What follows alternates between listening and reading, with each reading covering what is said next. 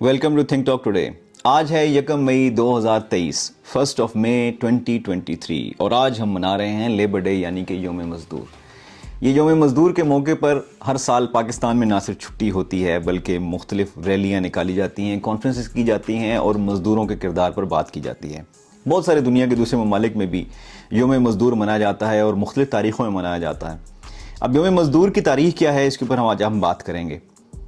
Western civilization ने जब एक फ्यूडलिज्म के दौर से गुजर रही थी तो उस वक्त में इंसान को इंसान का दर्जा हासिल नहीं था, बल्कि ब्रिटिश यानी इंग्लैंड, ब्रिटिश जिसको आज हम इंग्लैंड, स्कॉटलैंड, वेल्स वगैरह कहते हैं, इंग्लैंड में उस ज़माने में इंसान को इंसान का दर्जा हासिल नहीं था। इंसान महज एक सर्फ था, यानी कि एक ग़ुलाम था जो कि लॉर्ड्स की ज़मीन पर काम करता और एक ग़ुलाम की ज़िंदगी बसर करता था और किसी ग़ुलाम की तरह उसको ज़मीन के साथ ही किसी दरख्त या जानवर की तरह बेच दिया जाता था।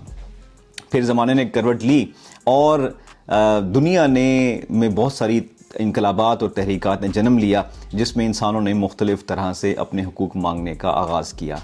इन तहरीकों के नतीजे में यूरोप में फ़्रांस का इनकलाब बर्पा हुआ और इसके बाद जो रशिया में इनकलाब बर्पा हुआ, इससे बहुत पहले इन तहरीकात ने इंसानियत को झिझोड़ना शुरू कर दिया था।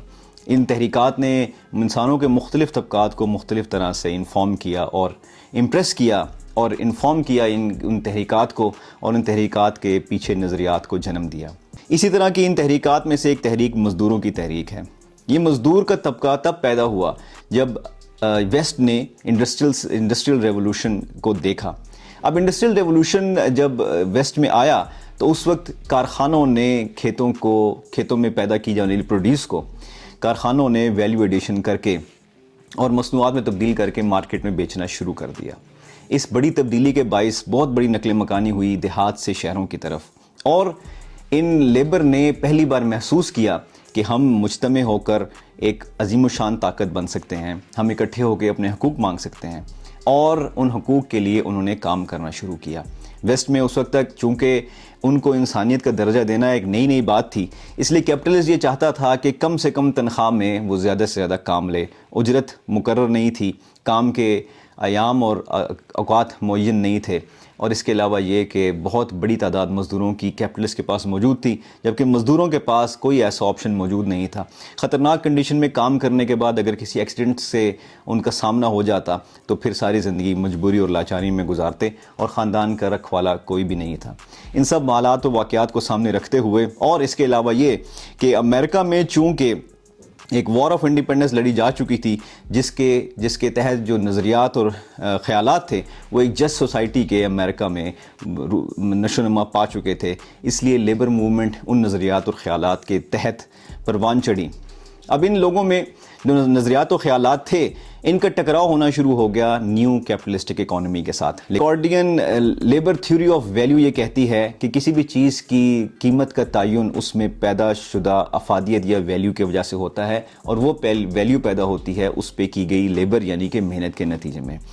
ये थ्योरी जब मिली, इनके हाथ लगी और ये माशरे में इसका रवाज हुआ, तो लेबर को एक मौका हाथ आया कि वो इस बुनियाद पर कि कैपिटलिस्ट यानी सरमायादार जो चीज़ों की कीमत वसूल कर रहा है वो हमारी मेहनत ही की वजह से वसूल कर रहा है, उन्होंने मुज्तमे होना शुरू किया। और 1886 में बिलाखिर एक तसादम हुआ जिसमें शिकागो की सड़कों पर मज़दूरों का कत्ल किया गया।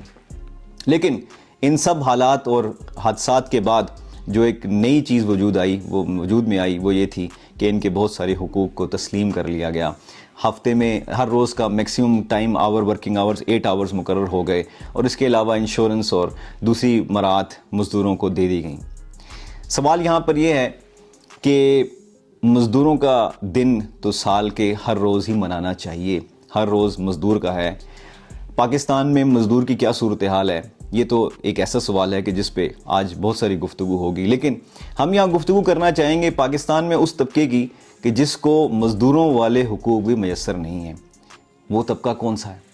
आप ये समझते हैं कि एक ऐसा नौजवान के जो MBA, MSc फाइनेंस या और इस किस्म की डिग्रीज़ मास्टर लेवल की या पोस्ट ग्रेजुएट एजुकेशन हासिल करता है, उसको किसी कंपनी में जब मैनेजरल पोजीशन मिल जाती है या सुपरवाइज़र पोजीशन मिल जाती है तो वो अपने आप को लेबर से बेहतर पोजीशन में समझता है और देखा भी ऐसे ही जाता है। लेकिन असल सूरत हाल है क्या? असल सूरत हाल ये है कि लेबर लॉज के तहत हर वो आदमी लेबर में शामिल होता है कि जो सुपरवाइज़र नहीं है। इसका मतलब हुआ कि लेबर के हुकूक का तहफ़्फ़ुज़ तो किसी न किसी दर्जे में लेबर लॉज में पाकिस्तान के मौजूद है।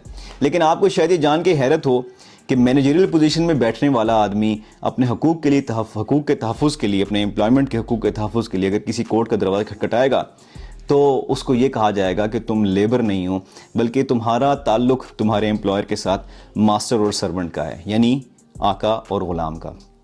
ये बात शायद आपको अचंभे की लगे, लेकिन ये बात कानूनी हल्के में बिल्कुल भी अचंभे की नहीं है और आप किसी वकील साहब को या किसी जज साहब को इस बात को सुन के हैरत यकीनन नहीं होगी। मैं आपको लेटेस्ट जजमेंट कोट कर देता हूँ, 2022 SCMR 1598 पेज 1598। आप इसको पढ़ें। इसमें साफ साफ लिखा हुआ है कि एक ऐसा आदमी जो कि लेबर नहीं है, उसका ताल्लुक़ अपने एम्प्लॉयर के साथ एक मास्टर और सर्वेंट का है, यानी आका और ग़ुलाम का। सवाल ये है कि लेबर के हकूक़ का तहफ़्फ़ुज़ तो हो गया, इस पढ़े लिखे नौजवान का जिसने अपनी एजुकेशन पर लाखों रुपए इन्वेस्ट किए, 25 से 30 साल उसको सर्व किए, लेकिन उसके बाद उसको माशरा और कानून क्या कह रहा है कि तुम एक ग़ुलाम हो। Thank you for watching think Talk today.